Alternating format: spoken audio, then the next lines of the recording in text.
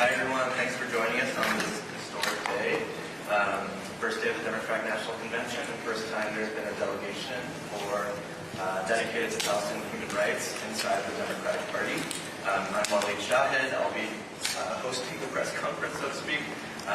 First, you'll hear from Abbas Alawiya, who's a DNC delegate from Michigan, one of the co-founders of the Listen to Michigan campaign and Uncommitted. After Abbas, we'll be hearing from Layla El-Abed, a co-founder of Uncommitted National Movement.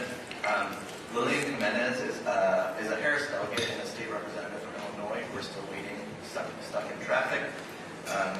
If Lillian isn't here, we'll go to Asma Nizami, DNC delegate from Minnesota, then Jeremiah Ellison, DNC delegate from Minnesota and city council member, then Bart Dame from Hawaii, if he is able to come, also stuck in traffic, Yaz Kader, who is a DNC delegate from Washington, June Rose, DNC delegate from Rhode Island, and then Rima Muhammad, DNC delegate from Michigan. After they give their brief remarks, we'll take questions from the press facilitated by me, and yeah, we'll see. Hopefully this only takes an hour.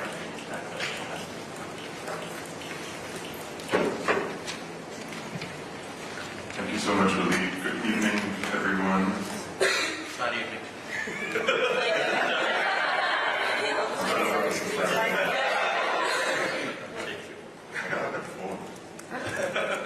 Good morning, everyone. My name is Abbas Alawiya. I'm proud to be standing before you as an uncommitted delegate from Michigan, as someone who represents the over 101,000 uncommitted votes that were delivered in the Democratic presidential primary in Michigan, and over 740,000 uncommitted votes nationally that were cast as pro-peace, anti-war, pro-Palestinian votes in our Democratic presidential primary, specifically to send a message to this administration that we need a change in Gaza policy, we need a ceasefire, we need to stop sending weapons that are being used to kill families, to kill people we love, to kill civilians in Gaza, and to perpetuate a crushing occupation of Palestinian lands and of the Palestinian people. It occurs to me that this is our first event, official event, since today is the start of the convention, and it feels only appropriate to start with a moment of silence for every person, every child, every elder, every worker who has been killed in Gaza over the last 10 months using U.S. taxpayer funds and United States supplied weapons.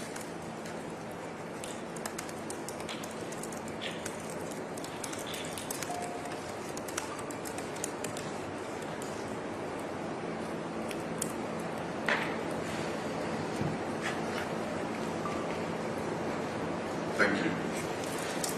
I am proud to be up here with fellow uncommitted delegates. We're about 30 delegates from all across the country who are here at the DNC to engage with the DNC process, to lift up a message that we know is not just relevant to Democratic voters, it's actually widely popular among Democratic voters. And that idea is that we need to be supporting Palestinian human rights. That idea is that the majority of Democratic voters support an immediate ceasefire. That idea is that a majority of Democratic voters support an immediate stop to the unconditional flow of weapons that Benjamin Netanyahu is using to kill babies.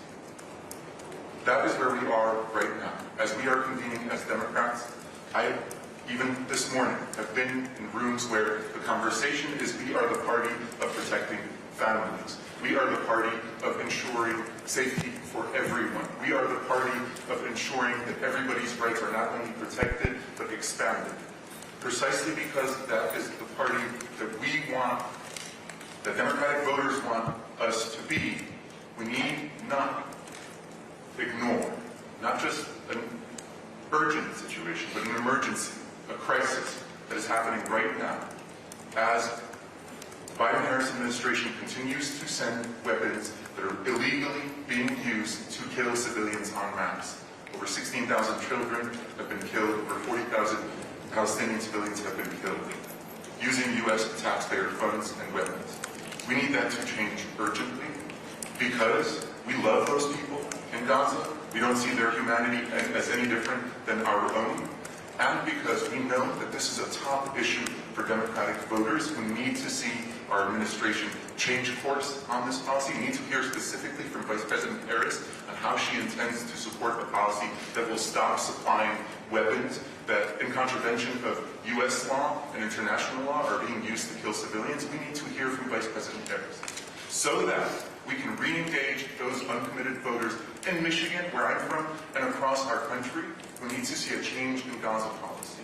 Because if we go to them right now and say, hey, trust us, there's been a change at the top, and we feel like maybe Vice President Harris feels a little bit differently in her heart, that's not going to win back voters. We need a plan. We need to know how the killing is going to be stopped. And even as we speak right now, we are engaging the DNC process to ensure that that discussion is not swept under the rug. I'm proud to announce the news that we shared yesterday, that we've been working with DNC officials and have secured a panel discussion on Democrats organizing for Palestinian human rights that will happen today at 3 o'clock. Happy to share the details of that with you. We have an outstanding demand that we have not yet heard back from the DNC about, and that specifically is to hear from a Palestinian-American leader from the DNC main stage. We know that the DNC platform specifically highlights the equal value of Israeli and Palestinian lives. We want to make sure that that value is reflected from the main DNC stage. We've floated multiple names with the DNC. They include Palestinian-American leaders and elected officials from across the country. Some of the ones that come to mind off the top of my head include State Representative Abdel Nasser Rashid, include that's Illinois State Representative Abdel Nasser Rashid, include Georgia State Representative Ruah Mann, include Colorado State Representative Iman Jobe, or Virginia Delegate Sam Rasool. There are plenty of phenomenal options that the party would benefit from hearing from in a moment such as this. We're hopeful that we'll hear back from the DNC about that request. We have not yet. We're also insisting that we hear from Vice President Harris herself. We know how dangerous Donald Trump's agenda around Palestine and Israel in particular, but around all of the issues that we care about as Democrats will be. And we need Vice President Harris to tell us how she plans to be different, on how she would be different than Donald Trump on this issue. Tell us proactively, as Donald Trump is signaling that he would support the full annexation of the West Bank, what would be your plan, Vice President Harris? As Donald Trump is planning on quelling pro-Palestinian activism, and in some cases criminalizing pro-Palestinian activism, including pro-Palestinian protesters, what would be your plan, Vice President Harris? As Donald Trump is fantasizing with his son-in-law about building million-dollar condos on Gaza Beach to permanently displace already displaced Palestinians, what would be your plan, Vice President Harris? And more specifically and urgently, if we're going to go back to uncommitted voters and urge them to vote for Vice President Harris, deliver a proactive message to vote for Vice President Harris.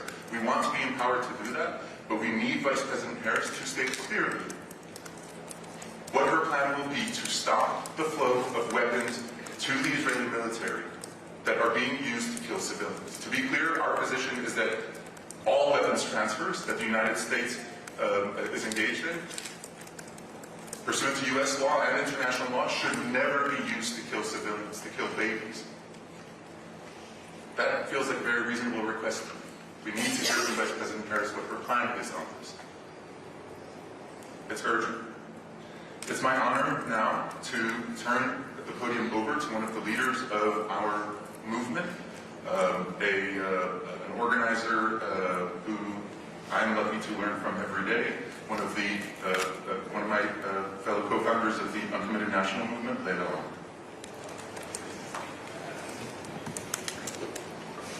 Thank you, Abbas, and good morning. My name is Leila Al-Abed. I'm one of the co-founders and co-directors of the Uncommitted National Movement. I'm also a Palestinian American. When the Uncommitted movement began, it felt like a lifeline for those who have been feeling frustrated, grieved, and hopeless. Watching a genocide be live streamed from our screens.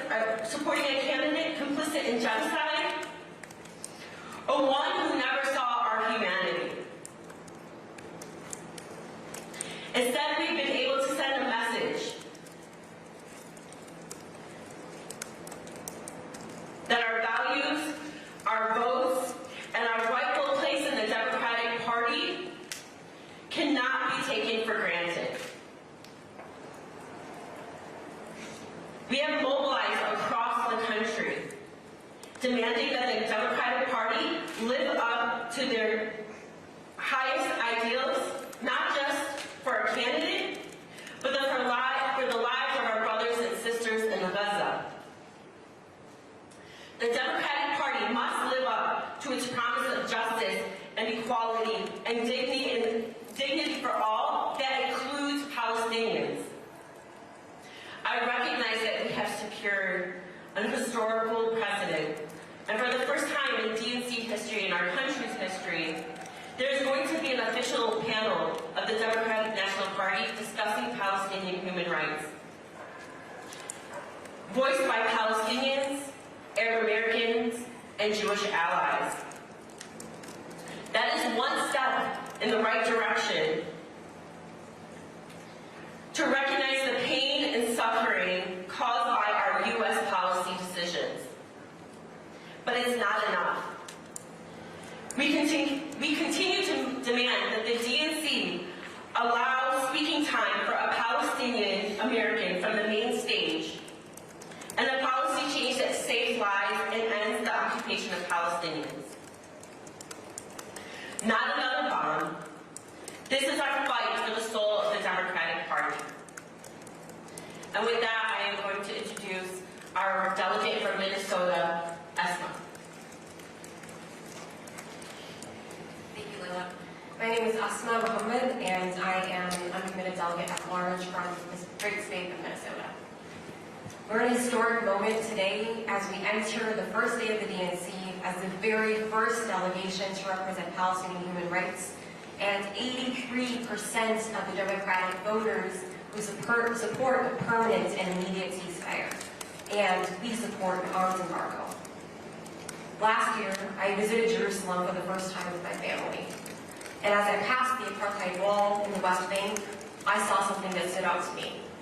A mural of a man, and next to it, it said, not just George Floyd, Iyad Halak too. I am from the city where George Floyd was murdered, where people came out to protest en masse against this brutal murder of a black man. And this party has come out to say that this murder was wrong. And we have recognized that as a country. And we still have not recognized that we are sending these same weapons to Israel to massacre Palestinians. This cognitive dissonance is what is fueling the massacre of Palestinians today. We need to recognize as a party that as we fight fascism here, we must do the same abroad. Today, as we enter the DNC, we remind our party, the Democratic Party, and our fellow party members that we are the party that must uphold human rights. We are the party that upholds human rights here and abroad.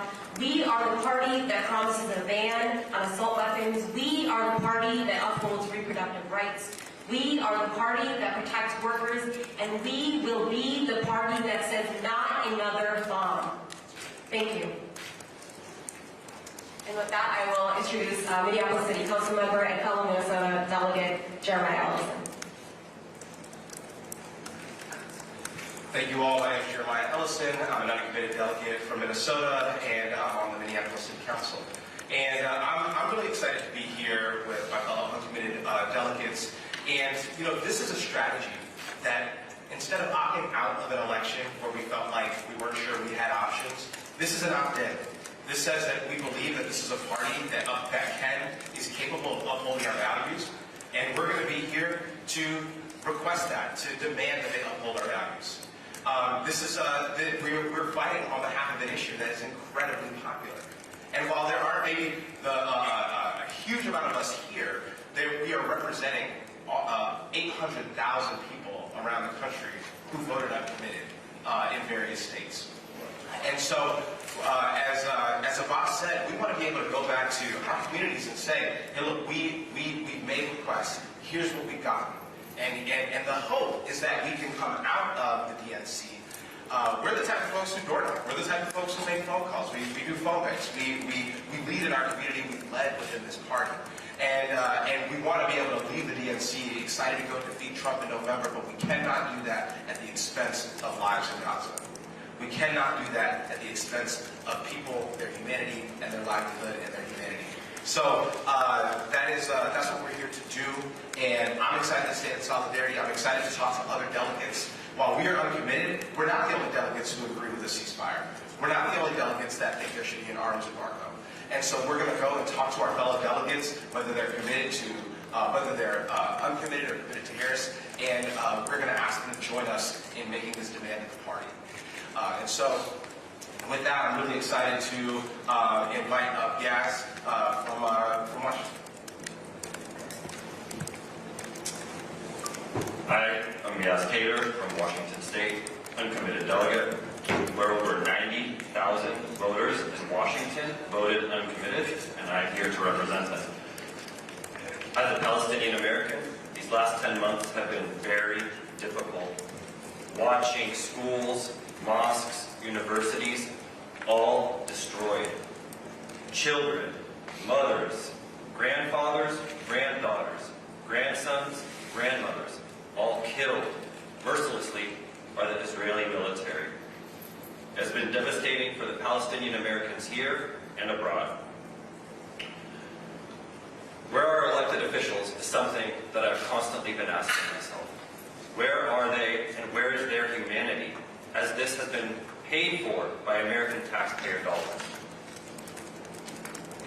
The Democratic Party is united about this, if you were to ask the base. The Democratic delegates that are here all want a permanent and immediate ceasefire. If you were to ask the delegates, they will say, we want not another bomb. Yesterday, at 2 events, I spoke to as many people as I could. Everyone is supportive of these 2 things. People are coming up to me and they say, we support you. These are delegates. These are the base of the Democratic Party, and they are in agreement with what we are doing. So now, President Biden and Vice President Harris, they need to listen to the Democratic base. It is very clear we want a ceasefire. It is very clear we want not another bomb. I will now introduce uncommitted delegate June.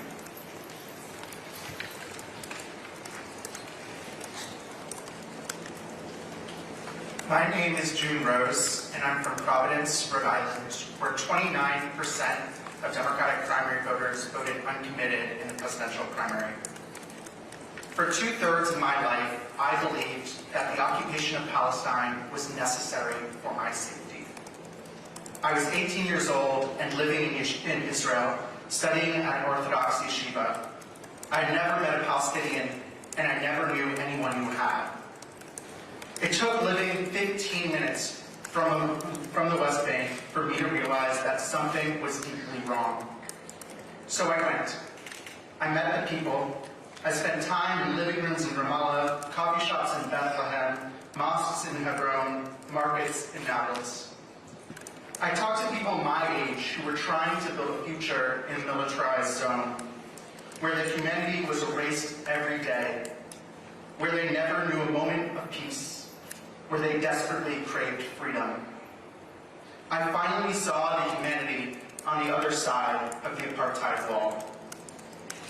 I realized that the occupation is maintained in huge part through the backings of Americans like me. I learned that Palestine needs our voices. For 2/3 of my life, I believed that if we did not keep millions of people locked up in a cage in Gaza and under military occupation in the West Bank, that my people, the Jewish people, would be annihilated. But now, as Israel punishes an entire nation, murdering over 15,000 children, I refuse the cheer that I was taught. I refuse to stay silent as Gazans are trapped, as the skies open up with bombs that have our names written down the sides. And I expect the same from my party.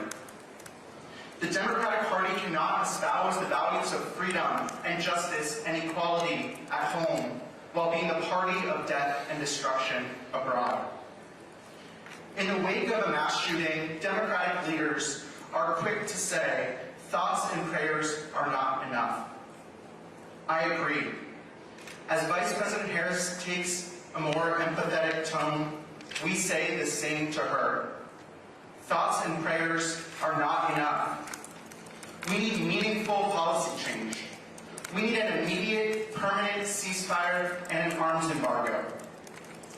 We as Democrats cannot oppose Donald Trump's fascism at home while supporting Benjamin Netanyahu's genocide abroad. Freedom for all, not freedom for some, means freedom for Palestine. For the rest of my life, I recognize that my freedom does not come at the expense of any other, that we can all rise together, that a better world where Jewish and Palestinian children can both live in safety is both possible and necessary. With that, I introduce Rima from Michigan.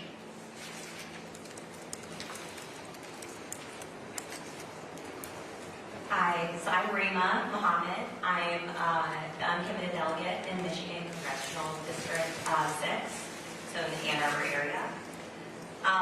So first, I am a proud Palestinian American, a grandchild and child of Nakba survivors. And I'm also a strong Democrat, as well as an elected official. My parents grew up in refugee camps in Lebanon and struggled. My family came to the U.S. as refugees to find the American dream. We struggled through poverty, through racism, as Palestinian refugees, but we got through it through resilience and through strength. I am thankful as an American citizen, as a Palestinian American, that we had the opportunities that helped me get to where I am today. But what is happening to my people is devastating, and this has been ongoing. This is not recent. This has been ongoing since 1948. I'm also proud and honored to be elected as an uncommitted delegate in Michigan, serving with the wonderful Abbas. And this is personal to me as a Palestinian as well as an elected. The Uncommitted movement is an anti-war, pro-peace movement, but we must strongly advocate for an immediate and permanent ceasefire and the end of funding bombs that are killing my people. I'm tired of seeing my own people being slaughtered and living in terror every day, including my family and close family friends that have lost hundreds of family members.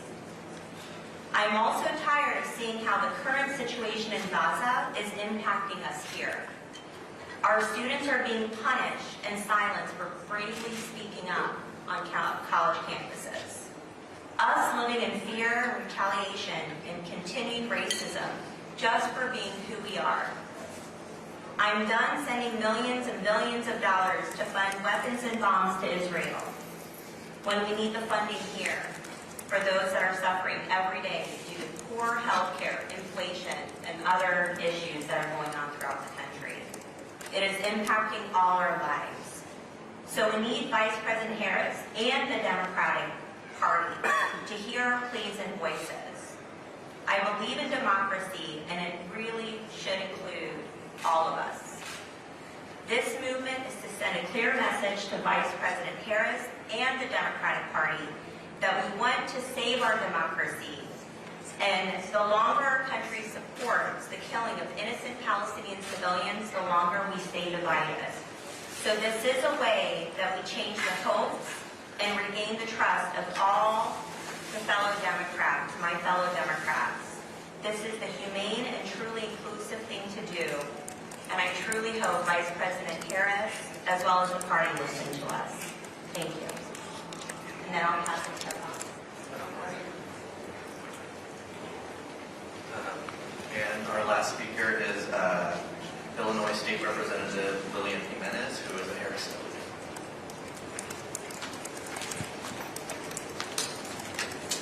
Hello, everyone. everyone.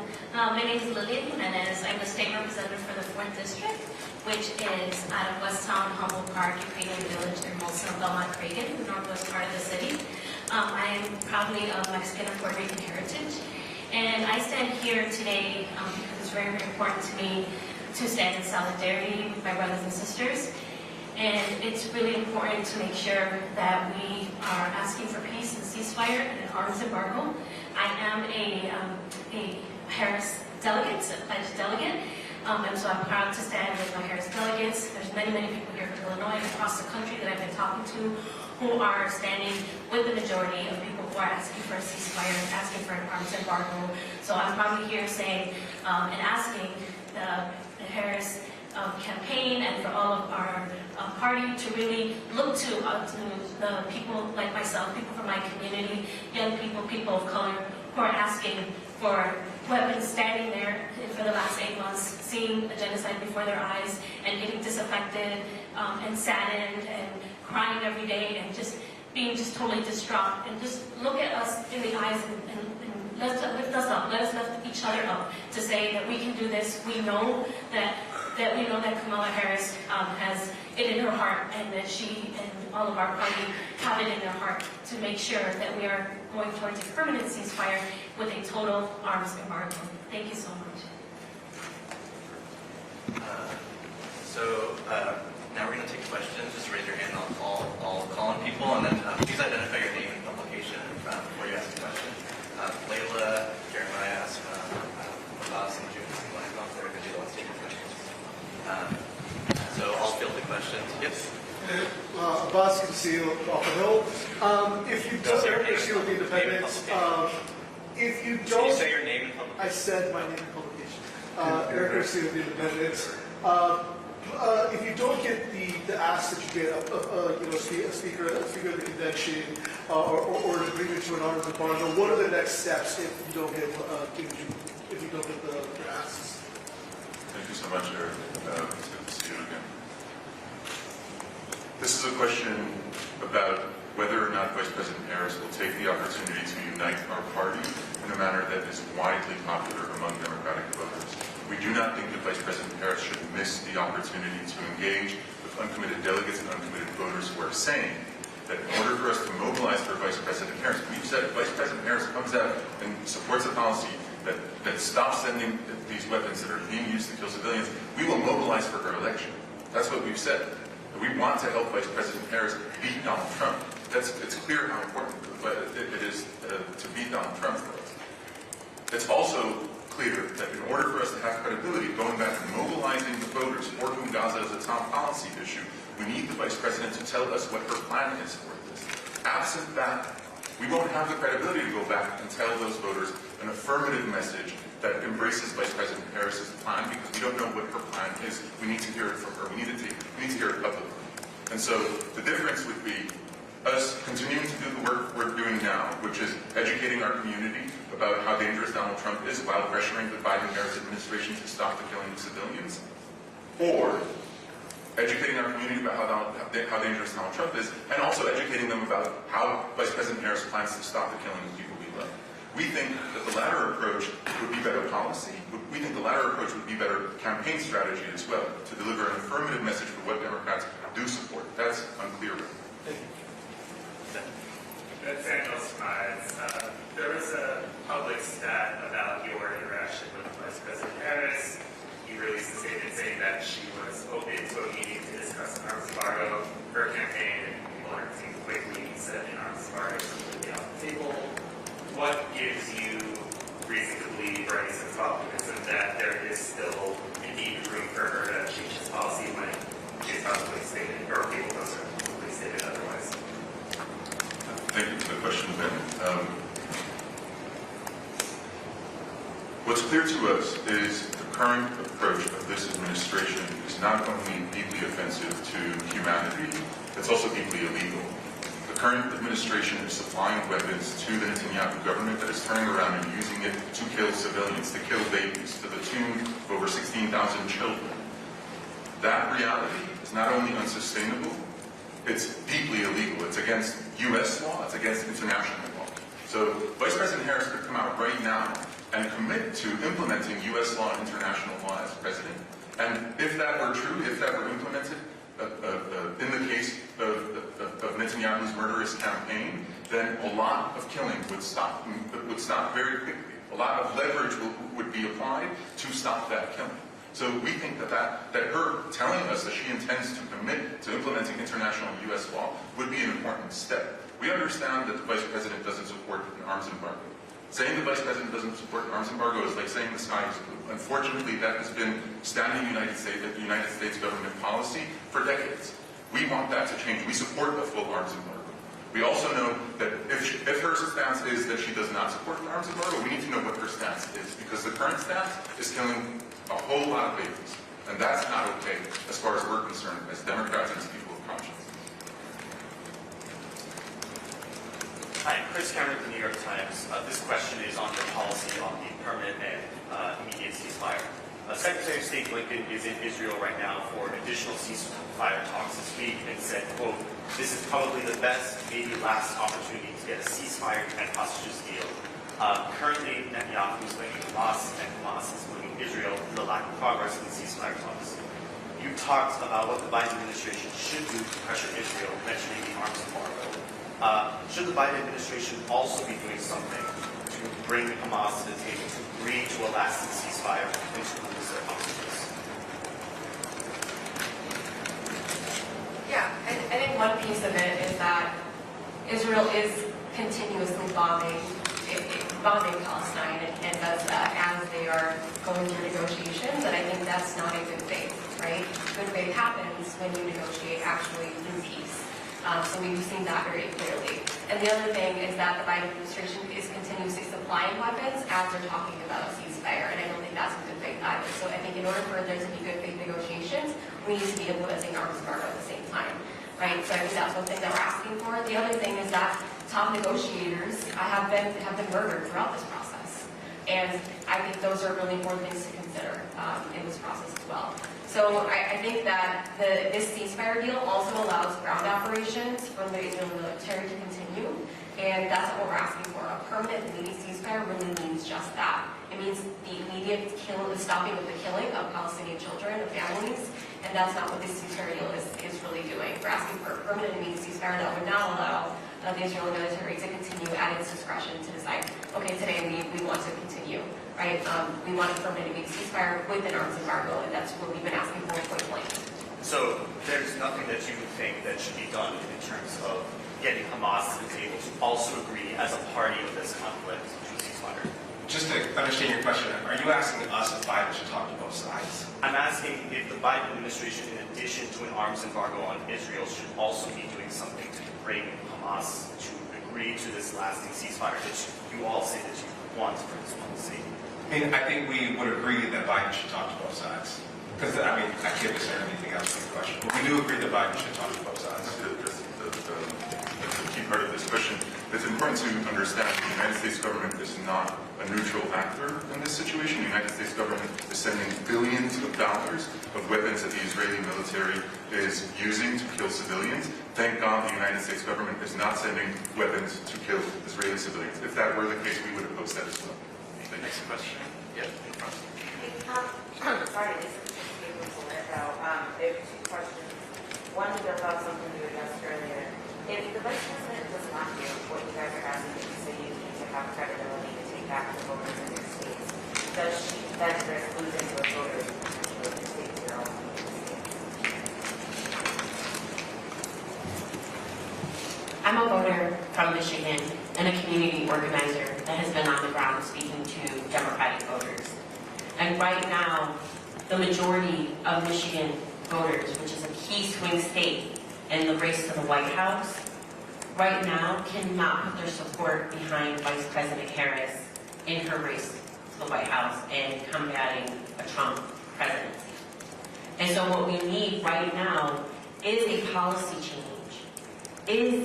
But will Vice President Harris signal to Democratic voters, 101,000 in Michigan, that she will end the killing and occupation of Palestinians? So we have that fighting chance in November. Not only because it's the moral and right thing to do, but because we need to fight fascism not only here at home, but also abroad. So yes, I think that she is at risk for losing key swing states, especially in states like Michigan, where we have the largest concentration of Arab Americans and Muslim Americans, people who know firsthand the effects and the impact of American-funded bombing. So nice, interesting question. I was just wondering. Oh, sorry, Dr. I just wanted to echo it again. My name is Jimenez from Chicago, Illinois, and every day I talk to my friends who are politically involved, people who knock doors every day, who are involved in elected campaigns across Chicago and Illinois, and every day they say, we want to vote for this administration, we want to be part of this movement, we are excited. But there's one thing that every day we wake up on, looking at our phones and people's bodies and children's limbs severed. We want to be proud of this party. That every day that I talk to Latinos, people of color, young people in my community, they say we want to see Kamala Harris turn the page, change the policy, come out bold. We want to be excited. We want to be knocking on those doors. So please help us do that. Help us help you. Yeah, next question. Yep. Rachel Langen with The Guardian. How do you do this work over the next few days? How are you convincing delegates? What is that support needed to try to, I guess, change the platform, to try to get Harris to move? How are you building that work? Yeah, as Yaz mentioned, we've been talking to other delegates. And part of that is to remind the delegates that it doesn't matter if you're a Harris delegate. That's actually great. We are asking people who are pledged delegates. We're talking to uncommitted delegates, obviously, to publicly support a ceasefire and an arms embargo. And as I mentioned, 83% of Democrats support a permanent ceasefire. And actually, 56% of Republicans support it too. And this is polling from the Denver Progress. We want to win in November. This is the only way to do it. And if we want to talk about the Democratic Party, it needs to make sense and make sure that every single person who's here at the DNC feels included and feels like we really can go and win this thing, then we need to make sure that we're talking to everyone. So that's what we've been doing. We're at caucuses today. We are at every party. We are reminding folks, like, this is our party too. We are party organizers. We are leaders in our party, city council members, representatives. And so we're making sure that we're getting out and talking about this. And people are coming up to us and saying, I support a ceasefire, but what can I do? And we're getting them into this movement because this movement it doesn't just end after the DNC. There are 78 days until the election. And to remind Vice President Harris that this isn't just how we win, this is how we save lives. Next question. Yep. Alejandro Zira, we heard Vice President Harris acknowledge Palestinian suffering. He said this must stop. How is this expression of sympathy being perceived by communities that you represent, and is it enough?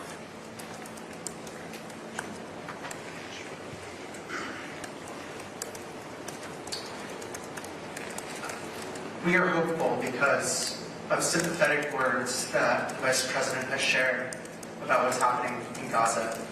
But words are deeply insufficient. There's a Jewish value, a famous Jewish value, tikkun olam, which means to repair the world. To repair the world, we have to identify what is broken. There's nothing more broken than 16,000 Palestinian children killed in this unnecessary and brutal war. There's nothing more broken than Benjamin Netanyahu, a genocidal leader, claiming that in order to protect the safety of Jews, children need to be massacred. There's nothing more broken than President Biden claiming that in order for Jews to be safe, even here in this country, children thousands of miles away need to be killed. The world is broken. I ask for Kamala Harris's help in repairing it. Next question. Yep. Hey, it's Al Axelrod from ABC. Thanks for hearing us. Everyone has said the goal is a ceasefire and an arms embargo. If ceasefire talks produce a deal and there's no arms embargo from the U.S., how does that impact the movement, if at all?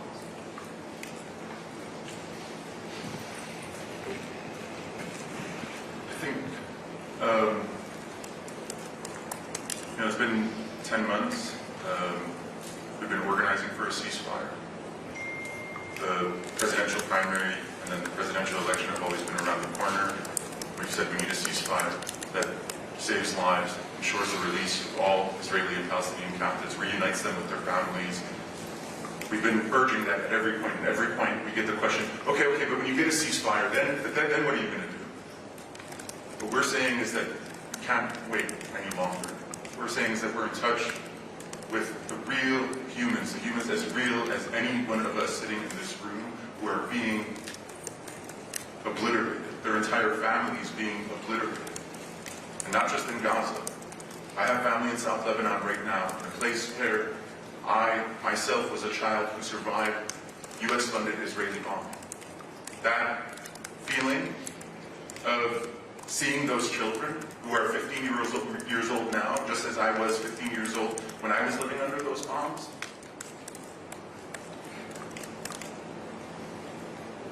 that's not foreign policy to me. That's not something that's happening very far away.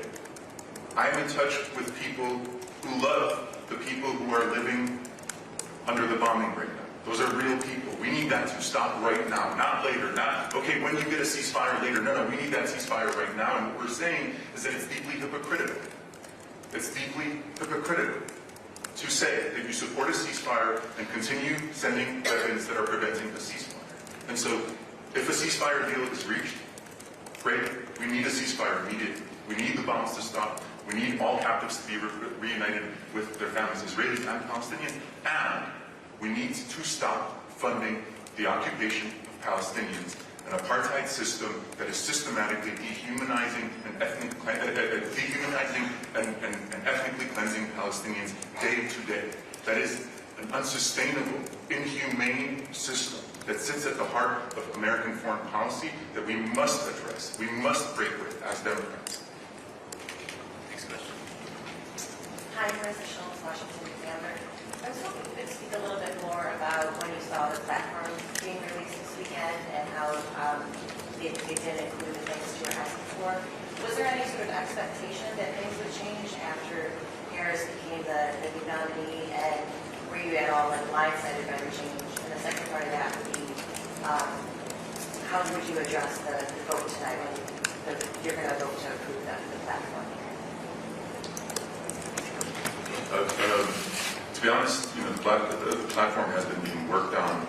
We understand, we advocated strongly during that process to ensure that the calls for an arms embargo, the calls for an immediate and permanent ceasefire would be heard. We advocated through that process. The language that we advocated for wasn't fully incorporated.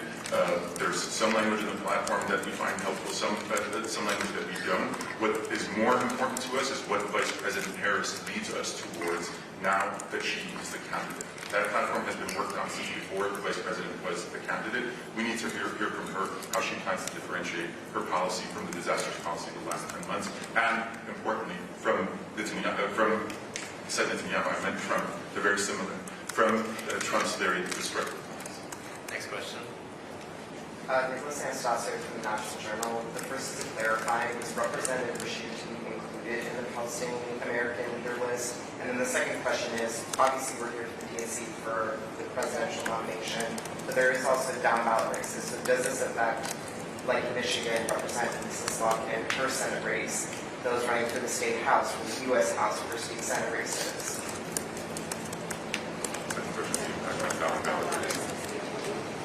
Yeah, I'm happy to talk about First question. On the first question, we have urged. On the first question, we have urged the DNC to feature a Palestinian leading voice, and there are plenty of Palestinian leaders in this country, plenty of Palestinian American elected. Congresswoman Rashid Tlaib, of course, being one such leader. Thankfully, the Democratic Party has a lot of folks to choose from. We hope they'll choose someone to represent Palestinian American voice in the main state. I think it's critical that they do that. To the second question, in Minnesota, there's always been a philosophy among Democrats that you grow the base, right? That you increase voter turnout, and that we want to stay trifecta that way. We have, I don't think that we've had a statewide Republican in Minnesota since Tim Pawlenty, if that's correct. People remember who that is. And so we've accomplished that by growing the base, by growing who votes, right? Not by saying, oh, we're going to get 100% of Democrats, by saying we're going to get 105%, 110, 115% of people to vote with us this time, right? That's how you win elections. Who's at the top of the ticket and how disillusioned people are by who's at the top of the ticket absolutely has down-round effects. Do we want that to be the effect? No, but that will absolutely happen. And so that's why we think it's really important that at the top of the ticket, this policy, this arms embargo, a ceasefire, that these things are really represented. Because if they're not, then yeah, if a few people opting out because they're disillusioned is going to just sort of cascade down the ballot. So we're hoping that a policy like this can prevent that. Any other questions? Yeah. Todd Spackman with the Detroit Free Press. I'm curious, Oz, you were somebody on a phone call, I believe, had some sort of name intervention after the vote of President Harris. Have you had more of that pushback from anybody? Like that the trains leaving the station, we need to be unified behind Harris, and people, even for that kind of level, like we want to fight for this, are you seeing more pushback now than you were when Biden was coming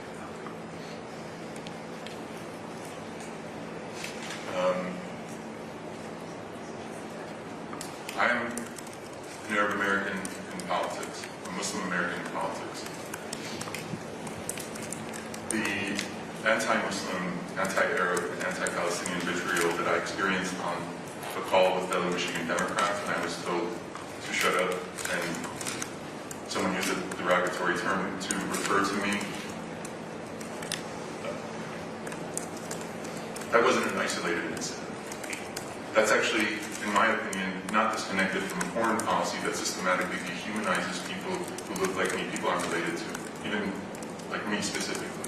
And so I think we have a larger problem in our politics in this country, and even a larger problem within the Democratic Party of dehumanizing Palestinians specifically, and Arabs and Muslims in general, to the point where our national policy can be that we can kill folks like that without any consequence. I think that policy needs to change. And I think that starts with real leadership within the Democratic Party.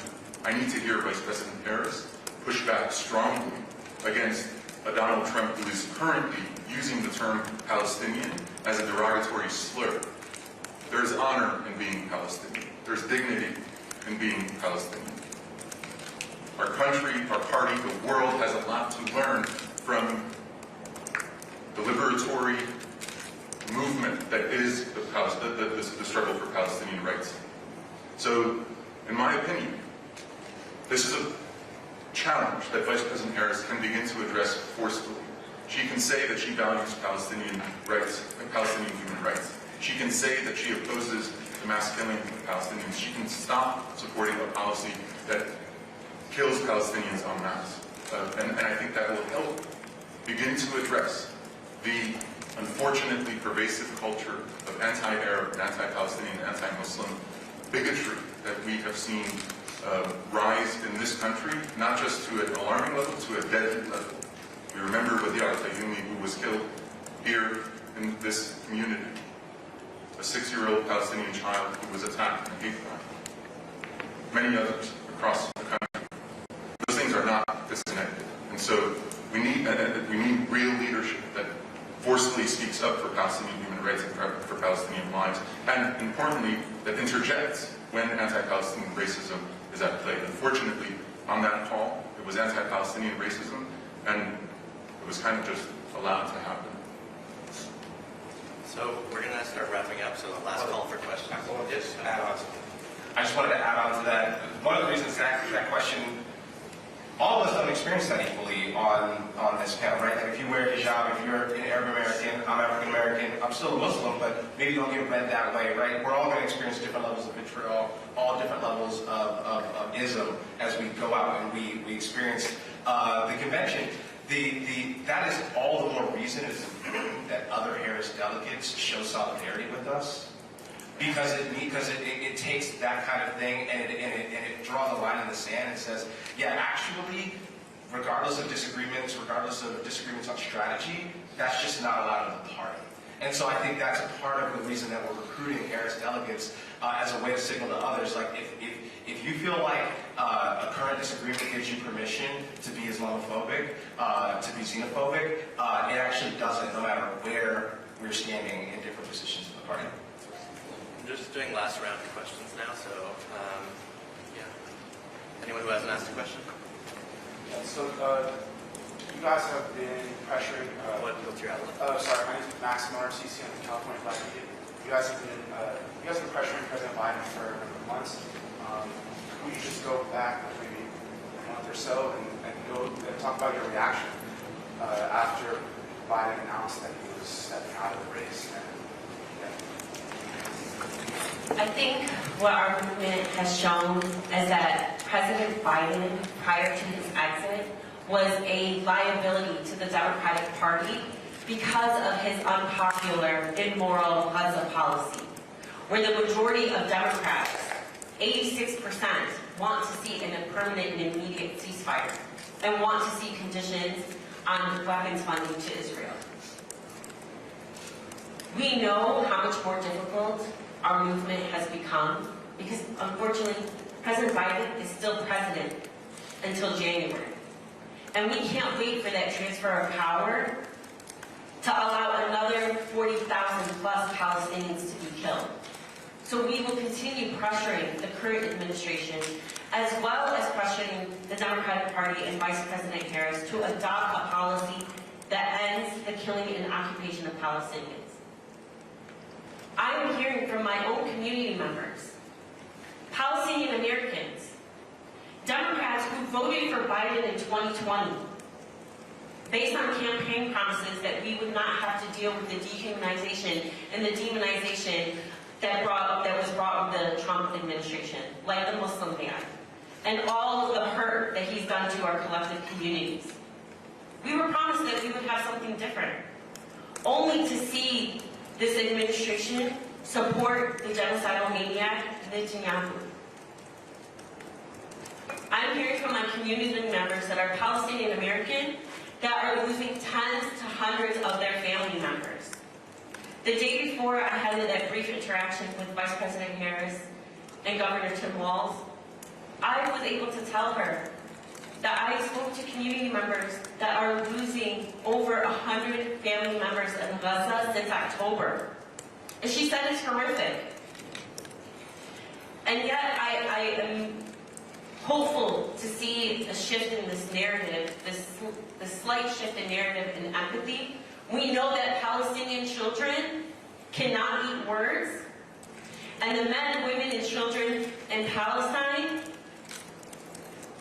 need beyond sympathy and compassion. They need a policy change that protects and saves their lives. Any more questions from the press? Thank you. Go ahead.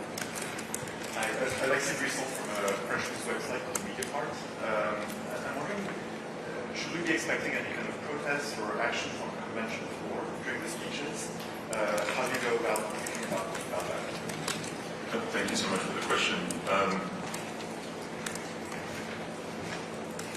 Our movement, our Uncommitted movement, has been clear that this is a movement from within the Democratic Party that is urging the Democratic Party to practice what it preaches. We are here creating space, literally creating space. This room that we're sitting in is not a room that fell out of the sky. We've been pressuring, and our movement is strong and it's growing. And we know that power concedes nothing without a demand. And so our movement has demands.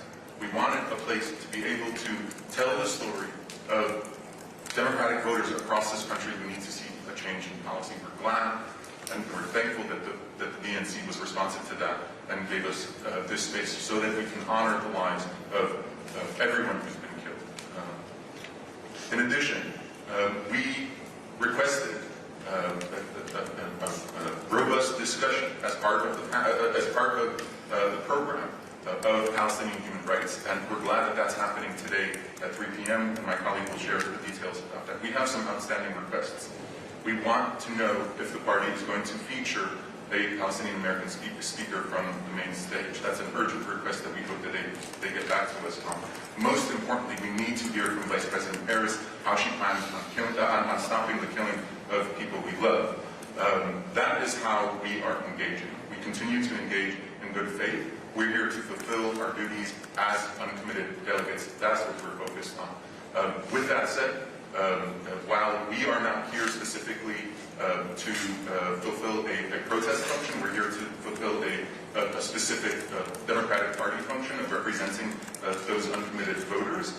We also acknowledge that there's dignity in protest, that protesters all across the country are lifting up a central demand of the need for respecting Palestinian human rights. And protesting in our country is a sacred right that we must protect with everything we've got. And so, while that is not the specific tactic that we're here to represent, it's important for us to ensure that the Democratic Party hears the message that if you want to address protests effectively, it's not a question of the dominant narrative that we hear now of, are you using the right tone?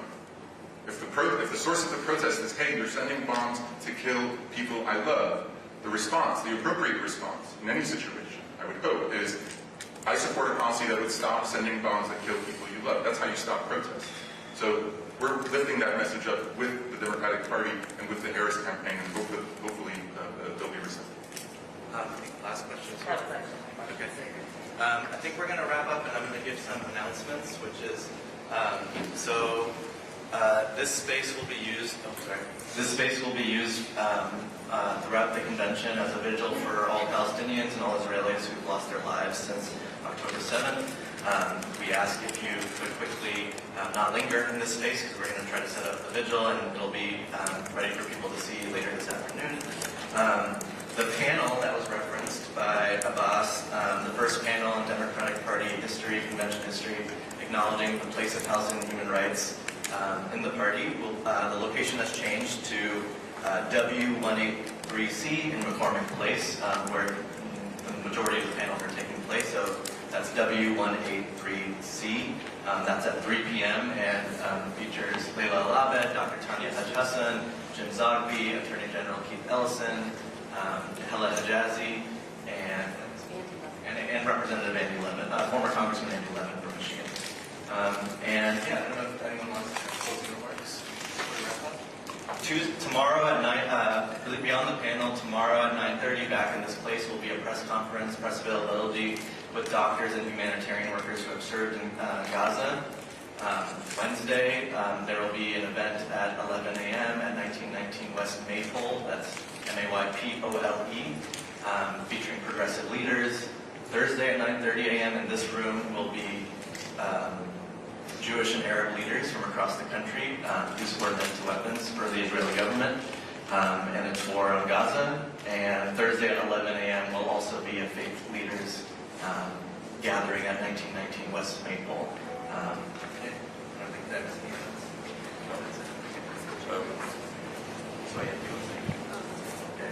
the vigils.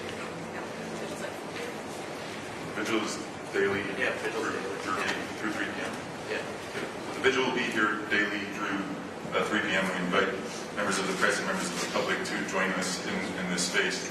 I just want to thank members of the press for being here, for your questions.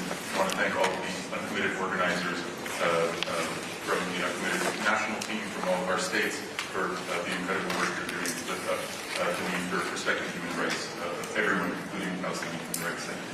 And some of the speakers will be available for